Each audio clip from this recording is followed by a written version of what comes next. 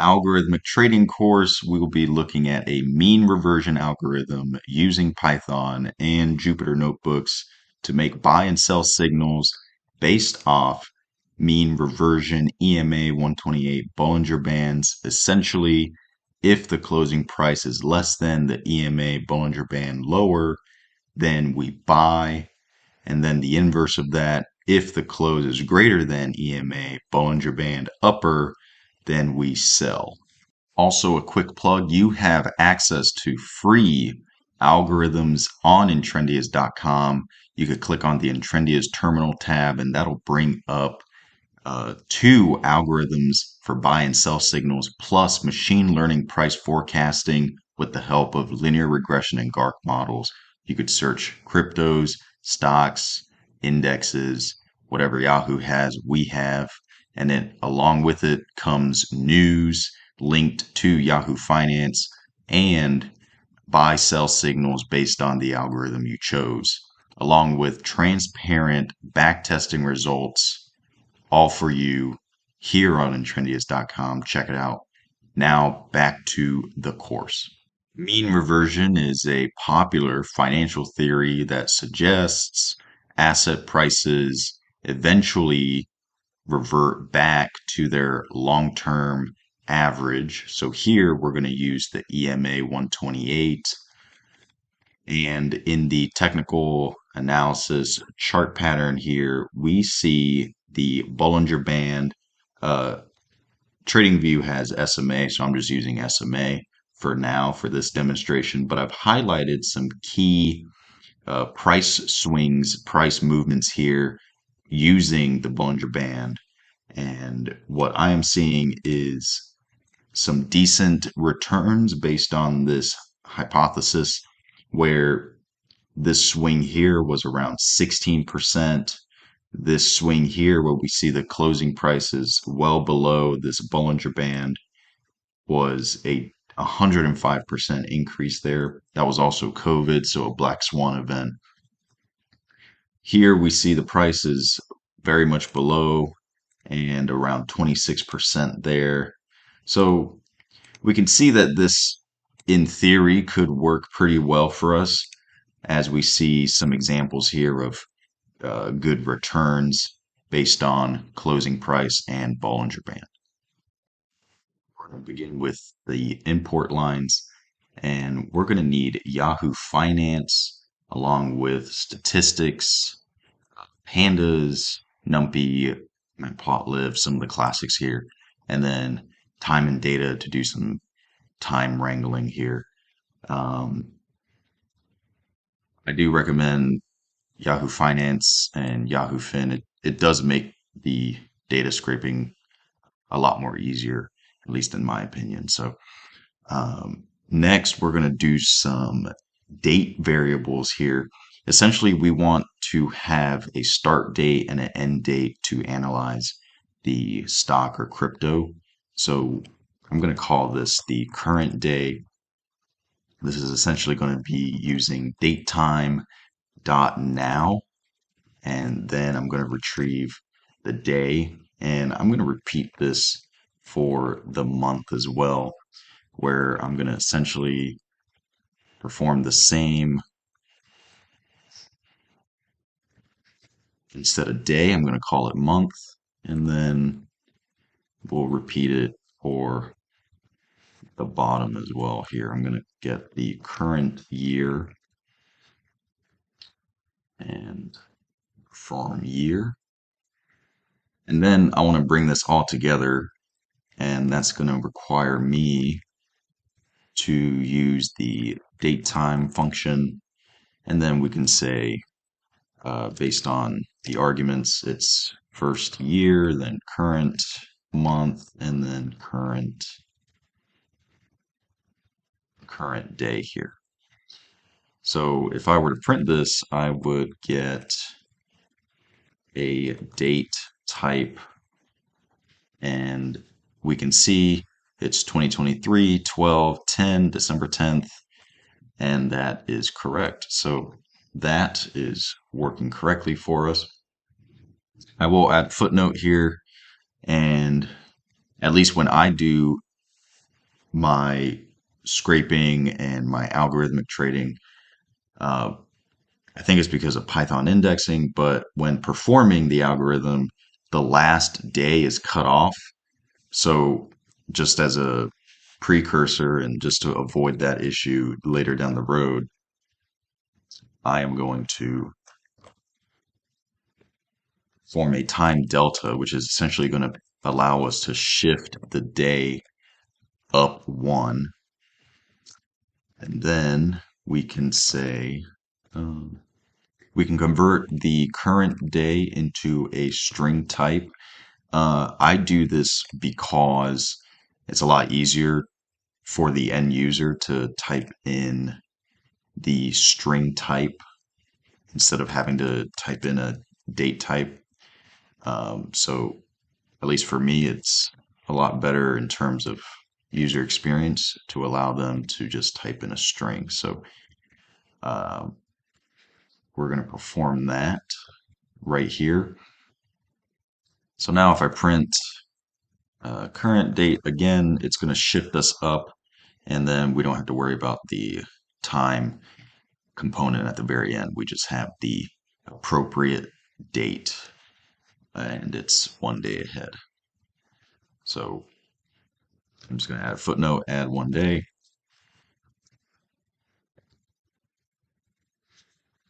So now we have the start date, we have a current date, but then we also need an end date, or excuse me, the current date represents the end date of our analysis, but we also need a start date to begin our analysis. So what I'm going to do is I want to try to automate that.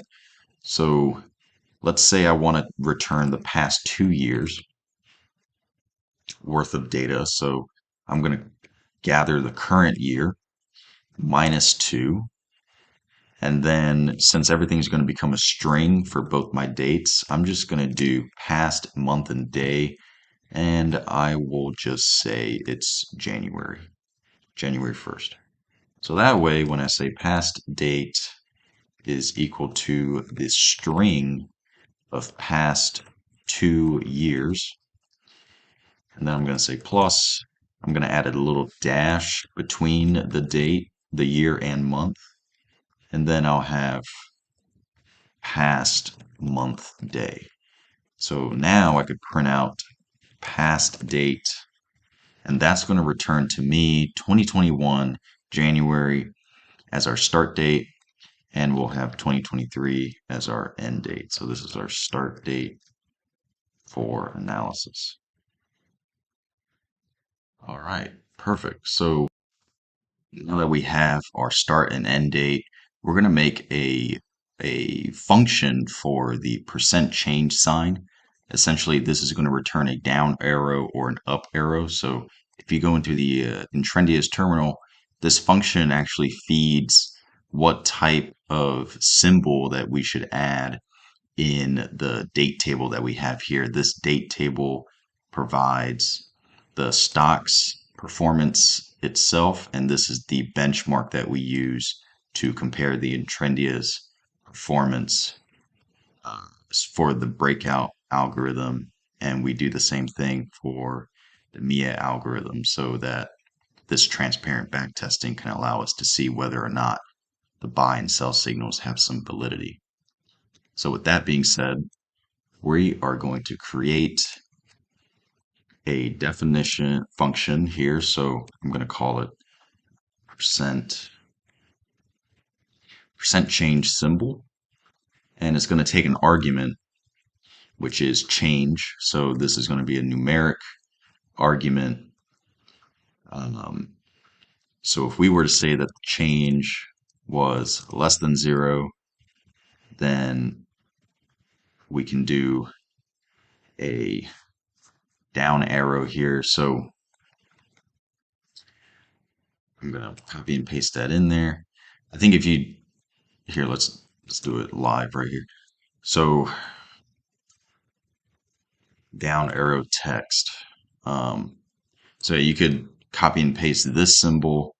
It was just a symbol that I copied and pasted. You could copy any of these down here. So I just fetched it. I had it pre-saved. So I'm trying to remember where I was able to fetch that from. But if I do, I could also just copy and paste that symbol into the description down below if you want to use that specific triangle. Um, so I think that'd be the best idea. So,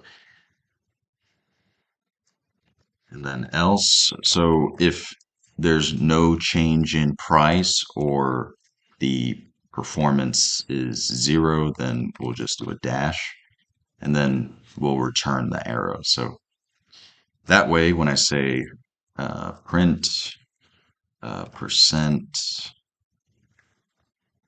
change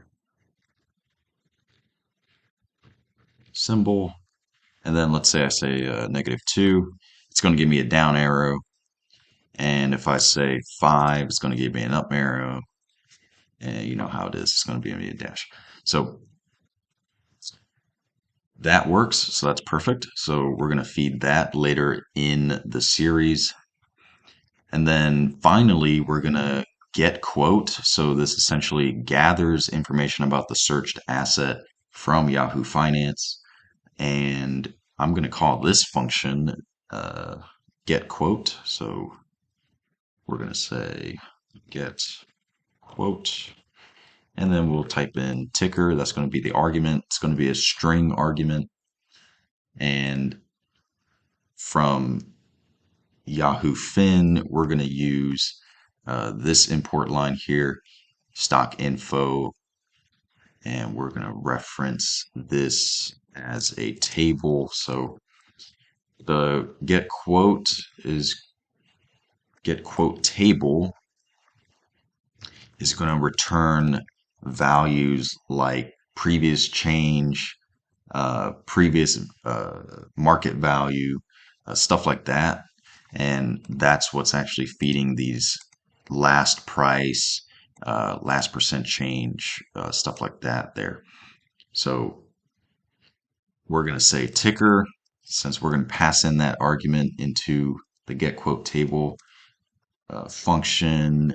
We're going to use quote as table.get, and we can request to receive the quote price, and then the previous change, we'll say table.get previous change, or excuse me, previous close. So this makes it a lot easier instead of having to web scrape, say, the Yahoo quote page and then having to do Beautiful Soup or things like that. Um, although Beautiful Soup is a nice library, so there's numerous ways to do these. So I want to perform the percent change, so I want to see how much the asset changed in price since the last previous close. So I'm going to say quote minus the previous change. We're going to perform that arithmetic first, and then previous change again on the denominator times 100, since I want to have a percent for that value. And then this is where we're going to use our arrow function, the percent change symbol that we just created. So I'm going to say percent change symbol is percent change, which is the variable that we just created. Then we're going to say change, because now we want to bring not only the percent change, but we also want to bring in the arrow as well. So best way to do that is to convert percent change into a string. And then we're going to add the percent values or percent sign, since we multiplied by 100. I'm going to add a space there and then add it by the arrow. Um, and then the quote, I want it to be a clean decimal with only rounded to 2 decimal points.